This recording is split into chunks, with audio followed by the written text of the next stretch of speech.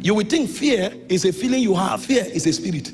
Because there is a weapon of a spirit, and there are many of such weapons. One of the weapons spirits use to destroy men is pride. Because when you allow pride get into you, even God can't help you. Because these spirits are wise. It's a game of wisdom. The devil knows what he will do that will make God impotent in your matter. Because God himself shows up and he said, if he sees pride in you, instead of helping you, he resists you. He said he resisted the proud, he giveth more grace to the humble. There's another weapon called distraction.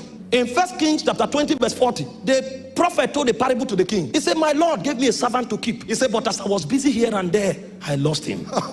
You will now discover that your dream is actually not something you created, because I will define a dream. Your dream is actually images, divinely orchestrated images generated in your spirit to help you have a grasp of your purpose. And so if you become busy here and there, you will lose your dream. Because the devil knows this, he will fire distraction into your soul. And there are many young men who are distracted. Anything that has to do with destiny, they discover they don't have appetite for it. And from morning till night, they are roaming up and down doing nothing. And they are busy here and there. When you become busy here and there, you don't need the devil to take your vision. You will hand it over. Third weapon the devil uses on earth is wrong desires. Spirits run on the frequency of your desire. Every time a desire is born, a channel is open for spirit manifestation.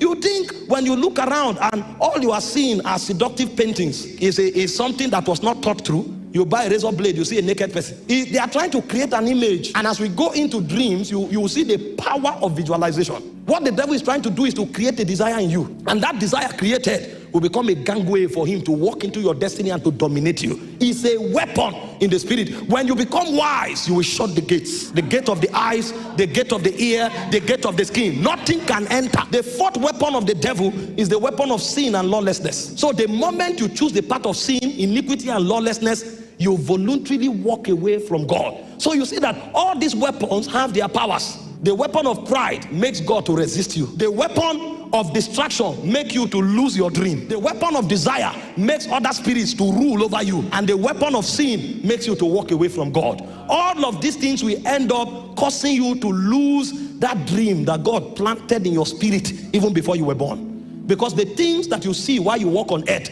were built into you before you were born. He said to Jeremiah, before you were formed in your mother's womb, I knew you. I ordained you to be a prophet. You come on earth, you are seeing prophetic signals. You don't know that those things are algorithms created from the studio of eternity. You are not being creative. You are only seeing what was passed into you. The fifth weapon the devil uses is the weapon of ingratitude. Most people are in obscurity and suffering today because they didn't say thank you at the right time. God arranged everything that should lift them up. When the table is set, all they needed to say is thank you, sir.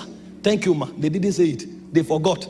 And because they forgot, their helpers too forgot. And so everybody forgets until they are forgotten in destiny. And no matter how strong you are, you need men. No matter how strong you are, you need helpers. Sometimes one recommendation can be more important than a life saving. But if you don't know how to say thank you, you are gone. And the devil will use this to make a lot of people suffer and never fulfill destiny. Fear is a weapon the devil is using. In 2 Timothy 1:17, he said, God has not given us the spirit of fear, but the spirit of power, the spirit of love, and the spirit of a sound mind. So when fear comes, there is something it does to your mind. That's why you lose your dream. The word sound mind there is the word sophronismos. Is the ability to create pictures and to bet them. But when fear comes, it can truncate it. And so one weapon the devil is using is the weapon of fear. And fear is a spirit. He shoots it as an arrow into people. Some people from when they were children. Let me show you 3 consequences of fear. Number 1, fear torments. The second thing fear does is that fear provokes slavery and control. Finally, fear collapses your faith. How do you deal with fear? Many scriptures you see here, the Bible says, perfect love casted out fear. If you look at your destiny, and it's not just, I want to be great, I want to have a car. If you look at the future and it becomes, how do I help society? How do I help humanity? How do I glorify God? You will discover that gradually that fear will go away. Because if you don't know how to walk in love, you cannot deal with your fear. And if you focus on your fears, you cannot focus on your dreams.